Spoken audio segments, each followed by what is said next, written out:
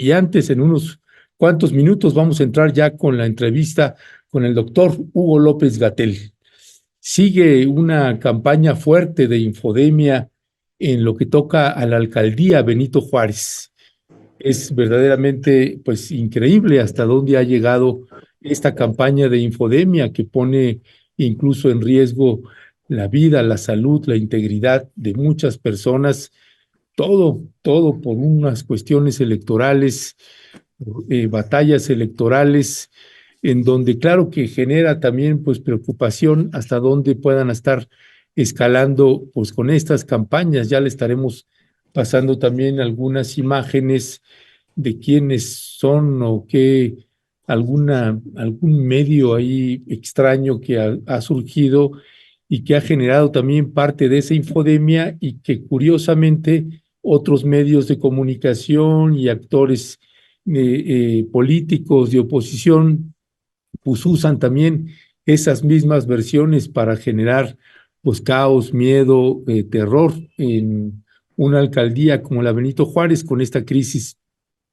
que se ha estado ya manejando, crisis del agua, le llaman por que supuestamente pues el agua entubada de la alcaldía Benito Juárez pues tiene gasolina y eso pues implica, pues imagínense, pues no se puede bañar, no se puede ni siquiera hervir el agua, no se puede hacer ningún tipo de uso, el daño psicológico que también esto genera, etcétera, etcétera.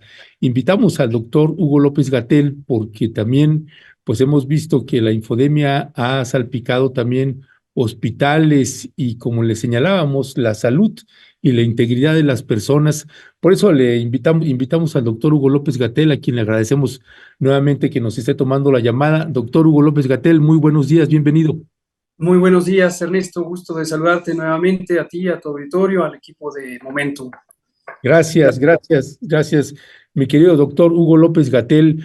Pues están estas imágenes del Hospital 20 de Noviembre, en donde, ahí te voy a pedir también, mi querido Asael, estas imágenes, porque pues se ha generado mucha infodemia sobre este tema y pues si alguien adquirió experiencia, es la Secretaría de Salud, el papel que le tocó llevar a cabo usted con respecto del COVID-19, pues con estas campañas de infodemia que a la postre pues pueden implicar no solamente cuestiones ya de salud, sino hasta la vida de personas.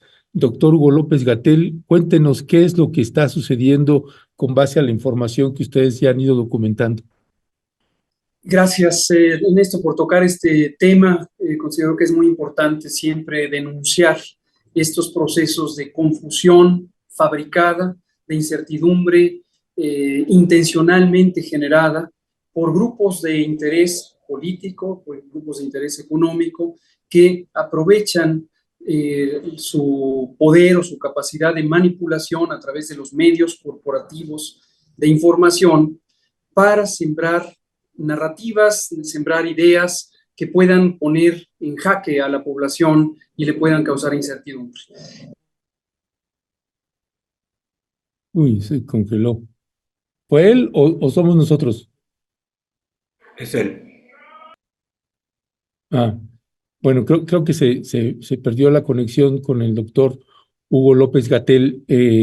Mientras regresa con nosotros, te voy a pedir, ahí tienes unas imágenes numeradas Info CDMX, mientras recuperamos al doctor Hugo López-Gatell.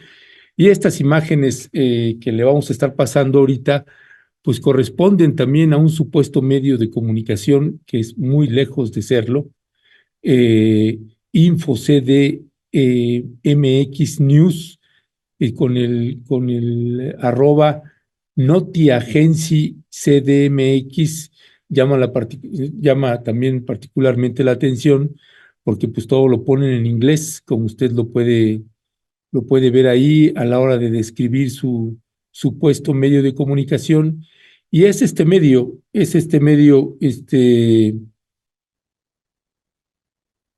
bueno, vamos a ver si recuperamos al doctor Hugo López-Gatell.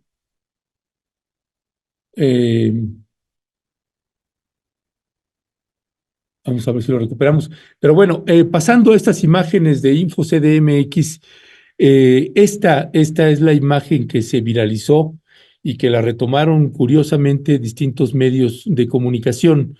Primeros casos de envenenamiento por hidrocarburos empiezan a llegar al hospital 20 de noviembre de la alcaldía Benito Juárez en la Ciudad de México. Dice la nota, la nota en Twitter, los pacientes presentan convulsiones, neumonitis y estado de coma en casos más graves. El gobierno de la Ciudad de México mantiene el cerco informativo. Y este tipo de dulzuras, por ejemplo, empiezan a publicar, ¿no? Filtro de agua en casa de mis padres, eh, que también publica en esta página, un tal Raptor, o sea que dice el gallo Zacarías, el filtro de agua de la casa de mis padres en la Nápoles, y sacan ese tipo de imágenes. Y luego este metro viral, presencia de humo en la línea 3 del metro derivado de un conato de incendio, atribuido también a este asunto de que pues incendios supuestamente, ahora están sacando incendios en las tuberías. Pasamos al siguiente, por favor. Dice, al momento reportan expansión del área afectada por la contaminación del agua en Ciudad de México. eh, Ese lo publica un supuesto periodista, o bueno, un periodista, según el mapa creado por las y los vecinos afectados, el agua con aspecto vicioso y olor a químicos se detectó también en las colinas Roma, y bueno, ponen así, vaya, como si fuera una pandemia en la Benito Juárez. Y regresamos a esa imagen 2, por favor. Ya recuperamos al doctor. No, en la 2 nuevamente, una antes, por favor. Esa imagen, y recuperamos ya al doctor Hugo López-Gatell, que tuvo ahí una falla en su conexión. Ya está de regreso. Adelante, doctor. Hablábamos precisamente pues de esta infodemia que se está generando particularmente en la alcaldía Benito Juárez. Eso, exactamente. Bueno, aprovecho para comentar, seguramente ya la mayoría o todo el público lo sabe, esa difusión que se hizo con una foto del Hospital 20 de Noviembre del ISSSTE el viernes pasado, donde se decía que ya estaban llegando los casos de intoxicación por hidrocarburos y se decía que estaban convulsionando o en estado de coma con neumonitis, es absolutamente falsa, absolutamente falsa. No hay un solo caso de personas que hayan solicitado atención por tener alguna afectación relacionada con este hallazgo de contaminación del agua en algunas colonias de la alcaldía Benito Juárez. Como también ya se informó por parte de las autoridades del gobierno de la Ciudad de México, en su momento inmediatamente se hicieron las averiguaciones, se detectó el punto muy localizado de un pozo, un solo pozo que estaba contaminado. Todavía no se conoce hasta donde se ha podido identificar cuál es la causa de esa contaminación, pero fue un solo pozo, se cerró el pozo y se hizo una sustitución de las fuentes de abastecimiento del agua. Pero regresando a la infodemia, lo que vemos es un comportamiento muy característico. Estaba yo diciendo que cualquier postura política pudiera hacer uso de la desinformación, de la infodemia, pero en la derecha política, en el pensamiento conservador, es muy característico la utilización de la manipulación de los sentimientos de la población, porque muchas veces, o en la mayoría de los casos, a lo que apelan no es a desinformar para conducir a un proceso de pensamiento, sino es un proceso de exaltación de las emociones básicas del ser humano, el miedo, el odio, la repulsión, la aversión, que son sentimientos muy poderosos, son sentimientos que todos los seres humanos tenemos integrados como pulsiones instintivas, y eso es lo que apelan estos grupos de derecha que están haciendo desinformación. Y quiero destacar, desde luego, lo que ya vivimos durante la pandemia de COVID-19 como un sistemático ataque, pero si se fijan ustedes, hay un repertorio también de acciones en ese sentido. Ahora es el tema del agua en la Benito Juárez. Hace unos pocos días o semanas eran los incendios forestales, y esto ya estaba creciendo como una oleada de desinformación, confusión y pánico en los medios de comunicación, principalmente corporativos. Cabe recordar un antecedente importante cuando fue el golpe de Estado en Bolivia en contra del presidente Evo Morales, 3 meses antes de las elecciones que finalmente precipitaron el conflicto. Se empezó a inducir incendios forestales en una parte muy importante de la Amazonía y una región particular que se llama la Chiquitanía, que eran incendios provocados, pero además alimentados por una oleada activa de desinformación por parte de grupos de derecha que finalmente se hizo evidente que fueron los perpetradores directos del golpe de Estado.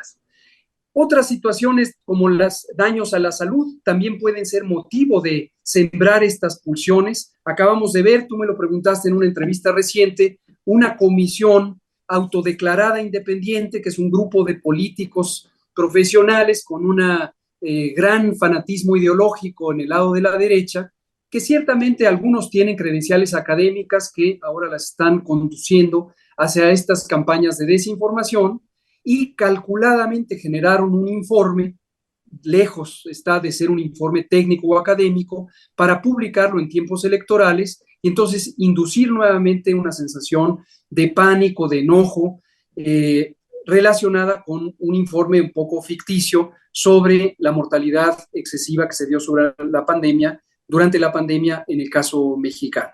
Pero vamos a seguir viendo este tipo de ataques mediáticos, conforman parte de un patrón muy característico de las doctrinas del pensamiento de derecha, también de las doctrinas de intervención político, jurídico, mediática en los gobiernos de los países no hegemónicos por parte de los países hegemónicos. Todo el mundo conoce que las escuelas de contrainsurgencia, las escuelas y acciones políticas y brazos político-militares de los países hegemónicos tienen manuales donde directamente llaman a la aprovechamiento calculado de las crisis. A veces son crisis ambientales, a veces son crisis sanitarias, a veces son crisis de abasto de alimentos o de medicamentos, como también lo hemos estado viendo a lo largo de todo este gobierno, que vemos a el sector de la derecha sembrando la desinformación, confundiendo con la noción de que existe un desabasto generalizado de medicamentos.